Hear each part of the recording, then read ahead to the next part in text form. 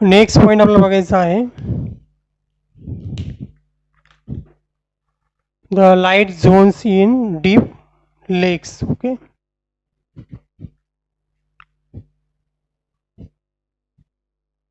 Light zone in deep lake. जसं की आपण टेम्परेचर या अबायोटिक फॅक्टरमध्ये बघितलं होतं की टेम्परेचरमुळे लेकमध्ये खूप डिफरंट टाईपचे असे झोन्स तयार झाले होते. त्याचप्रकारे लाईटमुळे सुद्धा लेकमध्ये डिफरंट टाईपचे झोन्स तयार होतात. ठीक आहे, तर बिफोर स्टार्टिंग दिस पॉईंट आपल्याला बघायचं आहे की कॉम्पेन्सेशन पॉईंट म्हणजे काय असतो. ठीक आहे,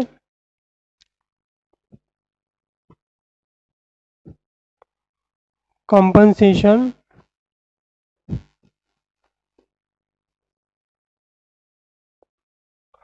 तर कॉम्पन्सेशन पॉईंट म्हणजे the amount of light,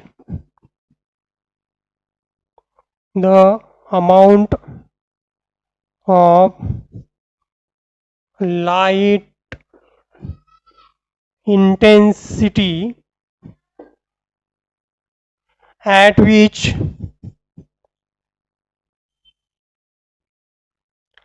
the rate of photosynthesis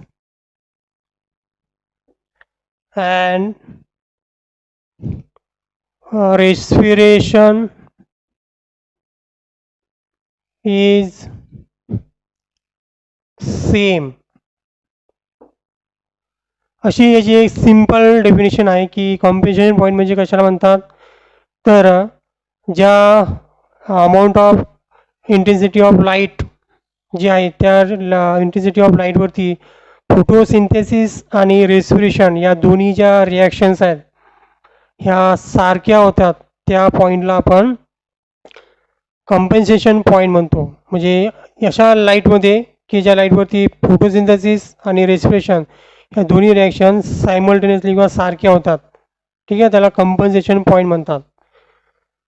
तर प्लांट जो आहे तो फोटोसिंथेसिस करतो आणि कार्बन डायऑक्साईड युटिलाइज करतो आणि ऑक्सिजन ॲटमॉस्फिअरमध्ये रिलीज करतोय. ठीक आहे, जो ऑक्सिजन रिलीज केलेला आहे त्यांनी तोच ऑक्सिजन तो स्वतः रेस्पिरेशनसाठी सुद्धा युटिलाइज करतो, कारण त्याला जर काही वर्क करायचं असेल तर एनर्जीची आवश्यकता आहे आणि एनर्जीसाठी त्याला रेस्पिरेशन करणं गरजेचं आहे आणि रेस्पिरेशनसाठी ऑक्सिजनची आवश्यकता असते. तर त्यानेच लिबरेट केलेला जो ऑक्सिजन आहे ॲटमॉस्फिअरमध्ये तोच ऑक्सिजन तो स्वतःच्या रेस्पिरेशनसाठी युटिलाइज करतो आणि जेव्हा रेस्पिरेशन होते तेव्हा त्या रेस्पिरेशनमध्ये कार्बन डायऑक्साईड तयार होते. तीच कार्बन डायऑक्साईड तो पुन्हा ॲटमॉस्फिअरमध्ये रिलीज करतो आणि पुन्हा तीच कार्बन डायऑक्साईड तो स्वतः फोटोसिंथेसाइससाठी युटिलाइज करत असतो. ठीक आहे, पण या सर्व रिॲक्शन्स या लाईटच्या प्रेझेन्समध्ये होत असतात. ठीक आहे, तर अशी लाईटची इंटेन्सिटी ज्या लाईटच्या इंटेन्सिटीवरती दोन्ही ह्या रिॲक्शन्स फोटोसिंथेसिस आणि रेस्पिरेशन्स ह्या सेम होत असतील तर त्या लाईट इंटेन्सिटीला, त्या रेट ऑफ लाईट इंटेन्सिटीला आपण कॉम्पेन्सेशन पॉईंट म्हणू. ठीक आहे, म्हणजे जिथे फोटोसिंथेसिस म्हणजे पी आणि रेस्पिरेशन हे इक्वल असतात किंवा सेम असतात. ठीक आहे, तर light zones in a deep lake हे बघण्याच्या अगोदर आपल्याला ही डेफिनेशन बघणं गरजेचं होतं, कॉम्पन्सेशन पॉईंट. ठीक आहे, नेक्स्ट आपण बघणार आहोत की light zones in a deep lake. ठीक आहे, त्यासाठी आपण इथे सर्वात पहिले एक लेकची डायग्राम ड्रॉ करून घेऊ. ठीक आहे, तर ही आहे लेक, इथे आहे वॉटर्स. एक लेकचा पार्ट आपण घेतला, इथे ही लँड आहे आणि ही वॉटर आहे. ठीक आहे, तर लेकचे पार्ट जर बघायचे झाले तर जो जमिनीचा भाग आहे त्याला आपण लिट्रॉल झोन म्हणतोय. लिट्रॉल झोन. ओके, या लिट्रॉल झोनवरती तुम्हाला व्हेजिटेशन खूप प्रमाणामध्ये दिसणार आहे. इथे व्हेजिटेशन जास्त राहणार आहे. का? कारण की लिट्रॉल झोनमध्ये सनलाईट इथे काय होतोय, डायरेक्ट येतोय. ठीक आहे, सनलाईट अवेलेबल असल्यामुळे होल डे सनलाईट अवेलेबल असल्यामुळे इथे व्हेजिटेशन जास्त राहणार आहे, कारण की फोटोसिंथेसिस जास्त होईल. आणि फोटोसिंथेसिस झाले जास्त असल्यामुळे इथे तुम्हाला प्लांटची प्रोडक्ट जास्त मिळणार. ठीक आहे. आणि प्रोडक्टिव्ह जास्त असल्यामुळे इथे तुम्हाला सुद्धा मिळणार. ओके. आणि हर्बिवरस जास्त असल्यामुळे इथे डेफिनेटली सुद्धा असणार. ओके. आणि या एरियाची प्रोडक्टिव्हिटीसुद्धा जास्त असेल, कारण की इथे डायरेक्ट सनलाईट येतो आहे, म्हणजे इथे जास्त फोटोसिंथेसिससुद्धा होत असेल. आणि फोटोसिंथेसिस जितकी जास्त होईल तितकं जास्त त्याच्यामध्ये प्रोडक्शन राहील. ओके. तर मेजर व्हेजिटेशन तुम्हाला इथेच मिळणार आहे. हा झोन आहे लिटरल झोन्स. ओके. तर लिटरल झोन्स हा झाला पहिला पार्ट लेकचा. ठीक आहे. आणि पाण्याचा जो भाग आहे, पूर्णपणे जे पाणी आहे त्याला आपण म्हणणार आहोत लिमिनेट झोन.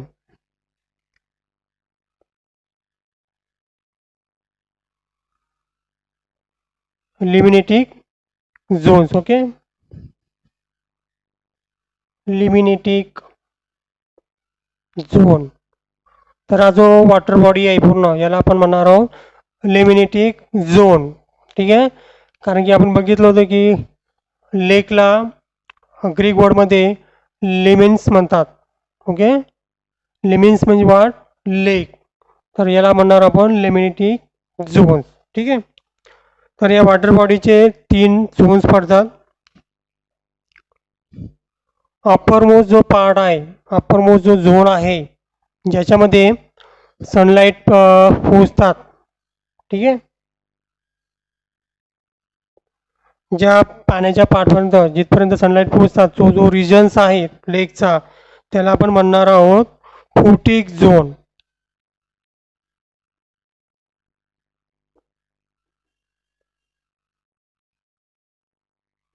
कारण की ते लाईट आहे. ठीक आहे. त्याच्यानंतर जो नेक्स्ट झोन येतोय अंडर द फोटिक झोन त्याला म्हणणार आपण प्रोफंडल झोन.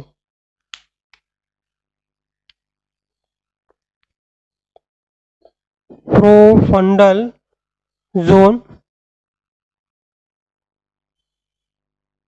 Profundal zone. ठीक आहे. किंवा याला म्हणतात dark zone,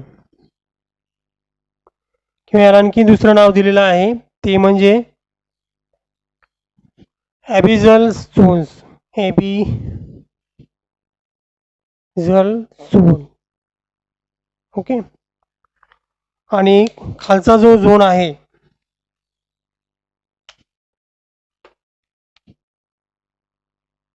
near to the bottoms, जिथे अजिबातच लाईट नाही आहे त्याला जाणार आपण बेंथिक झोन.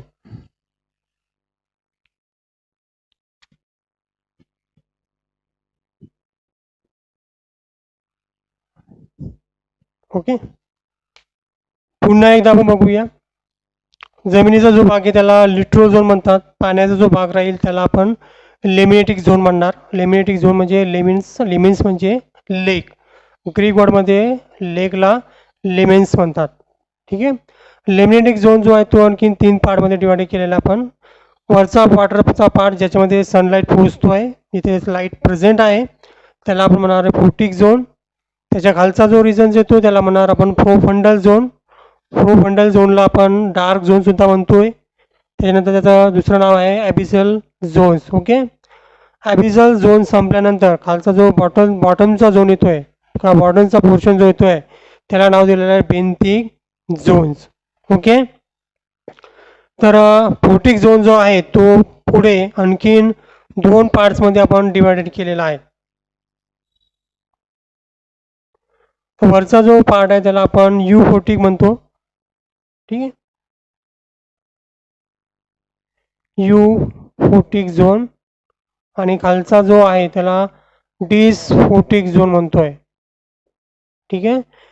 फोटिक झोन जो आहे तिथे डायरेक्ट सनलाईट पोचतोय, त्यामुळे तिथे व्हेजिटेशन जे असेल ते जास्त असणार आहे, कारण तिथे सनलाईट अवेलेबल आहे, पण तिथे कोणत्या प्रकारचे आर्बिवरस नसणार. ठीक आहे. अप्पर पार्ट असल्यामुळे. आणि खालचा जो फोटिक झोन आहे तो आहे डिसफोटिक झोन, जिथे तुम्हाला सुद्धा मिळणार. हार्बिवरस आणि व्हेजिटेशन्स, पण इथे सनलाईट डायरेक्टली पोचत नाही आहे. ठीक आहे, इथे वरच्या पोर्शनपेक्षा खालच्या पोर्शनमध्ये सनलाईटचं प्रमाण कमी आहे. ठीक आहे, तर त्याला म्हणतो आपण डिस्फोटिक झोन्स. डिस्फोटिक झोनला आपण ट्वेलिंग्स सुद्धा म्हणतो, ट्विलाइट्स झोन सुद्धा म्हणतो. कोणत्या झोनला? डिस्फोटिक झोनला. ओके, जसं की संध्याकाळ झाली तरी उजेड असतो पण सूर्य नसतो, पण तरी लाईट प्रेझेंट असतो. तशा प्रकारची सिच्युएशन्स तुम्हाला या झोन्समध्ये पाहायला मिळते. त्यामुळे याला ट्यूलाइट झोन किंवा डिस्फोटिक झोन म्हणतात. त्याच्यानंतर खालचा जो झोन आहे तो आहे प्रोबंडल झोन्स. या झोनमध्ये तुम्हाला व्हेजिटेशन मिळणार नाही, कारण की तिथे लाईट नाही आहे. ठीक आहे, तिथे थोडंसं डार्कनेस असते पण फुल्ली डार्कनेस नसते. पण तिथे तुम्हाला हर्बिओरस आणि कार्निओरस मिळणार. ठीक आहे, कारण जे काही हर्बिओरस या रिजन्समध्ये असतील ते या वरच्या रिजन्समधले प्लांटवरती डिपेंड असतील, तिथे ते फीड करतील. त्यामुळे इथे हर्बिओरस तुम्हाला मिळणार.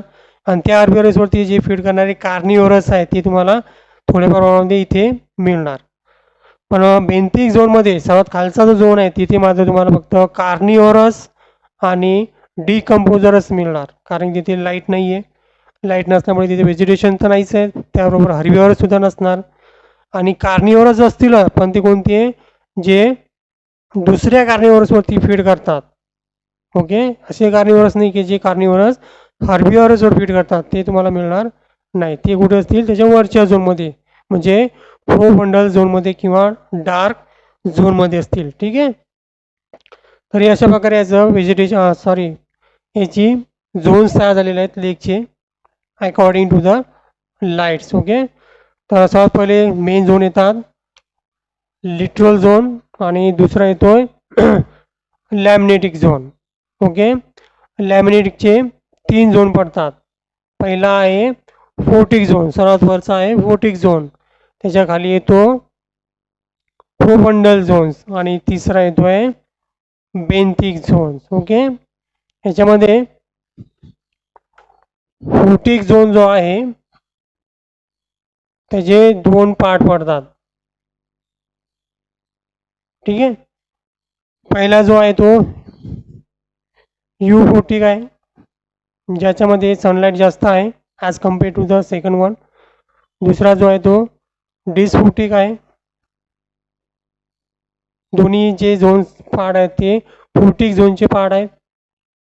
ठीक आहे, तर U40 झोनमध्ये सनलाईटचं जे प्रमाण आहे ते मोर दॅन द कम्पन्सेशन पॉईंट असते.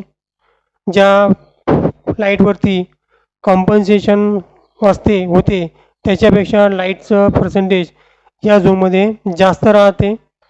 त्याच्यानंतर या एरियामध्ये तुम्हाला जो फोटोसिंथेसिसचा रेट आहे तो जास्त मिळणार आहे रेस्पिरेशनपेक्षा, कारण इथे लाईट भरपूर प्रमाणामध्ये अवेलेबल आहे.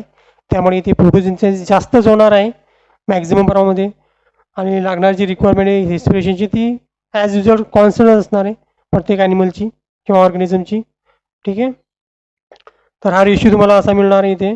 त्याच्यानंतर तुम्ही जर फोटोसिंथेसिस आणि रेस्पिरेशनचा जर रेशिओ काढला तर तुम्हाला तो मोर दॅन 1पेक्षा जास्तच मिळणार. ठीक आहे, the ratio of photosynthesis and respiration more than the 1 असणार. ठीक आहे, कारण की इथे फोटोसिंथेसिस जास्त प्रमाणात होणार आहे. बघा, हे जे पॉईंट्स आहेत हे तुम्हाला डायरेक्ट क्वेश्चन याच्यावरती नीटमध्ये विचारला जाऊ शकतात. ठीक आहे, याच्यावरती की कम्पोजिशन पॉईंट किती आहे या झोनमध्ये वगैरे, तर याच्यावरती सुद्धा तुम्हाला क्वेश्चन्स येऊ शकतात एक्झाममध्ये. त्यासाठी तुम्हाला प्रिपेअर करून राहायचं आहे. ठीक आहे, डिस्फोटिक झोन राहतो याच्यामध्ये मात्र याच्या अगेन्स्ट राहते.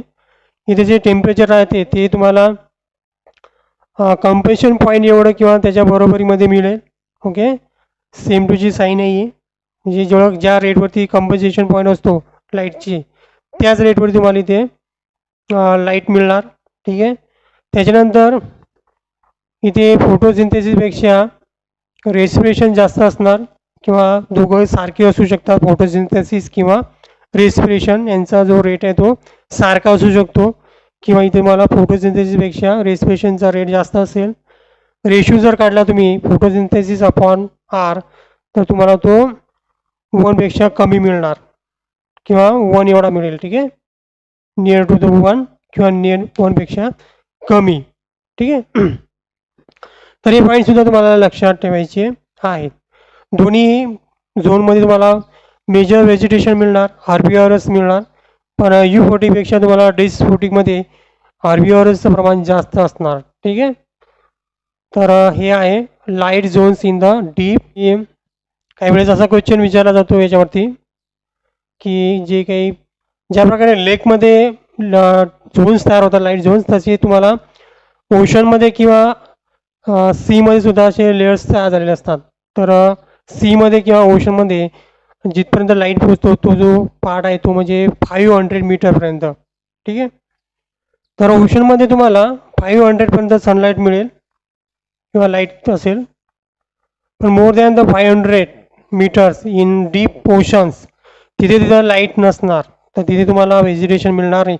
व्हेजिटेशनमध्ये तिथे म्हणजे अल्गी असतात जे फोटोसिंथेसिस करू शकतात, किंवा ब्ल्यू ग्रीन अल्गीज असतील ते तिथे फोटोसिंथेसिस करू शकतात. पण त्याच्यानंतर त्याच्या खाली जर तुम्ही गेले डीपशीमध्ये तर तिथे तुम्हाला व्हेजिटेशन मिळणार नाही. तिथे तुम्हाला फक्त काय मिळणार आहे, कन्झ्युमर्स, डिफरंट टाईपची तुम्हाला कन्झ्युमर्स तिथे मिळणार. जसं तुम्ही खाली खाली जासाल तसे तुमचे कन्झ्युमर्स डिफरंट होत जातील. आणि शेवटी तुम्हाला डीपमध्ये तिथे मिळणार तुम्हाला डिकम्पोजर्स. ओके, जे यांच्या सर्वांच्या डेड बॉडीज काय करतील, डिकम्पोज करतील, आणि त्या डिकम्पोजेशनच्या प्रोसेसमधून ते काय मिळवतील, एनर्जी मिळवतील. म्हणजे ते केमोसिंथेसिस करून त्यांची एनर्जी मिळवणार. ठीक आहे. आणि बाकीचे कार्निव्हरस असतील किंवा कन्झ्युमर असतील ते त्या हार्बिव्हरसला फीड करून किंवा दुसऱ्या कार्निव्हरसला फीड करून त्यांची एनर्जी त्यांच्यापासून मिळणार. म्हणजे ते स्वतः ते फोटोसिंथेसिस नाही करणार, ते केमोसिंथेसिस या प्रोसेसनं एनर्जी ऑप्टेन करतील below the 500 metre deep in oceans. Okay, याच्यावर सुद्धा तुम्हाला डायरेक्ट क्वेश्चन्स विचारला जाऊ शकतो. ठीक आहे. तर अशा प्रकारे आपण हा लाईट जो अबायटिक फॅक्टर आहे इथे आपण हा कम्प्लीट केलेला आहे. त्याच्यामध्ये आपण टेम्परेचर, लाईट आणि वॉटर हे 3 फॅक्टर कम्प्लीट केलेले आहे. नेक्स्ट जो फॅक्टर आहे तो म्हणजे सॉइल्स. ठीक आहे, तो आपण नेक्स्ट व्हिडिओमध्ये बघणार आहोत. आणि त्याच्या अगोदर आपण एक क्वेश्चन बघणार regarding to the temperature.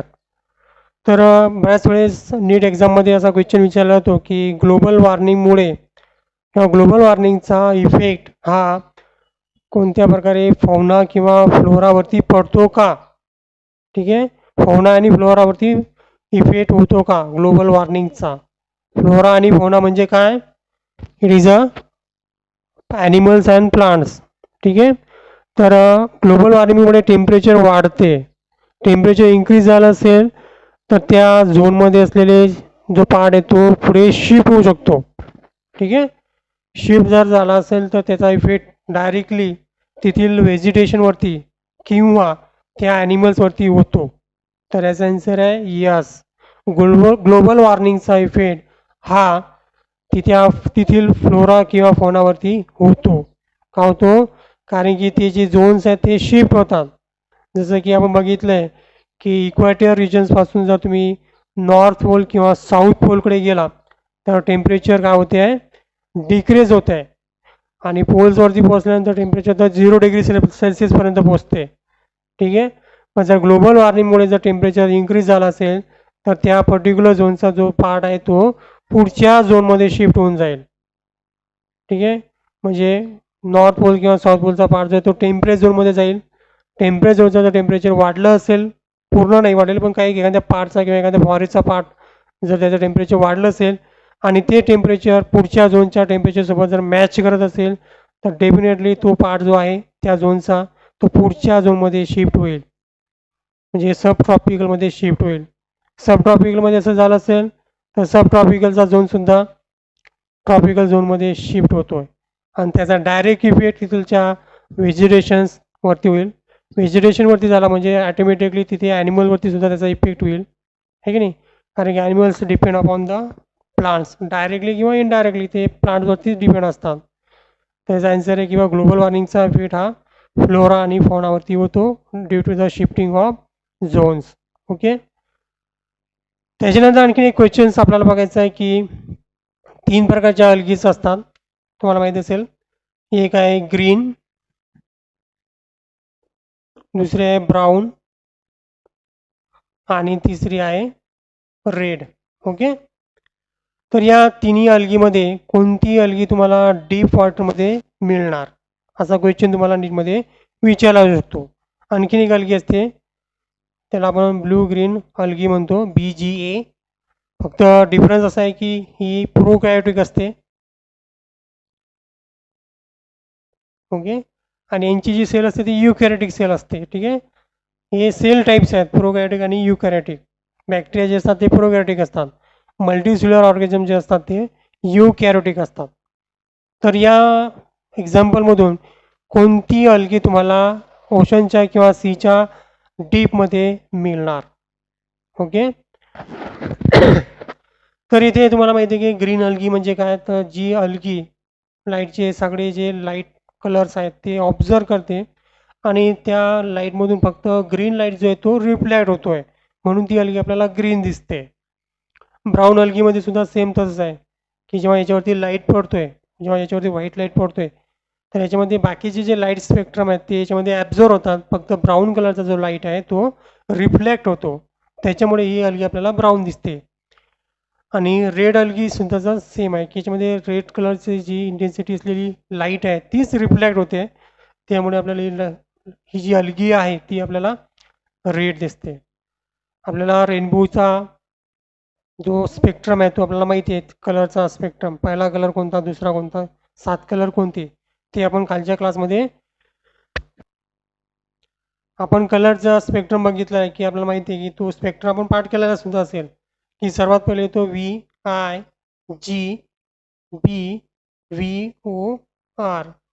He shortcut आहे जे आपण पाठ केला असेल की पहिला कलर जो असतो इंद्रधनुष्यामध्ये तो व्हायलेट असतो, Indigo, green, brown, violet, orange आणि रेड. ओके. आणि याच रेंजमध्ये त्यांची वेवलेंग्थ असते. ठीक आहे. तर सर्वात कमी वेवलेंग्थ जी असते ती व्हायलेट कलरची असते आणि सर्वात जास्त वेवलेंग्थ जी असते ती रेड कलरची असते. ठीक आहे. आणि जितक्या जास्त वेवलेंग्थ असेल तितकी जास्त त्याची इंटेन्सिटी असते, म्हणजे तितके जास्त तो डीपमध्ये जाऊ शकतो. म्हणजे व्हायलेटपेक्षा रेड कलर जो आहे, रेड कलरची जी लाईट आहे ती जास्त डीपपर्यंत पोहोचू शकते. ठीक आहे.